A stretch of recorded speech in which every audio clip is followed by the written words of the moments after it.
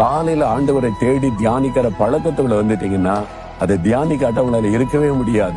ஆண்டோடைய பிரசன்னத்துக்கு நான் எப்ப போவேன், எப்ப காத்திருப்பேன், எப்ப அவரோட பேசுவேன், எப்ப அவரோட என்னோட பேசுவார், அந்த ஆசை வந்துடும். அது ஒரு இனிமையான நேரம். அதனால ஜெபத்தை கஷ்டமா நினைக்காருங்க.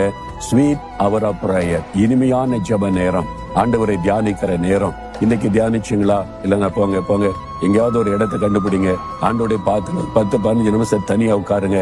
ஆண்டவரை அன்பை நான் தியானிக்கிறேன், எனக்காக சிலுவையிலப்பட்ட பாடுகளை தியானிக்கிறேன்னு கொஞ்ச நேரம் அதை நினைத்து பார்த்தாலே உங்களுடைய இருதயத்திலே மாற்றம் வருவதை உணர்வீங்க. பாரமெல்லாம் போயிடும், கஷ்டமெல்லாம் போயிடும். ஒரு இனிமையான ஒரு பிரசன்னம் சொல்ந்து கொள்ளும். ஆண்டவரை பார்த்து சொல்லுங்க, ஆண்டவரே நான் அந்த காலை நேரம் இனிமையான நேரத்தை விட்டுறக்கூடாது. அதிகாலை எழும்பி உம்மை தியானிக்கணும். அந்த இனிமையான நேரம் எனக்கு வேணும். அந்த பழக்கத்தை எனக்கு தாங்க. நான் காலைதோறும் உடைய பிரசன்னத்துல தியானித்து மகிழணும். அந்த அனுபவத்தை எனக்கு தாங்க. அதை இழந்து விடவே கூடாது. கிருபை தாங்க. இயேசுவின் நாமத்தில் ஆமென்.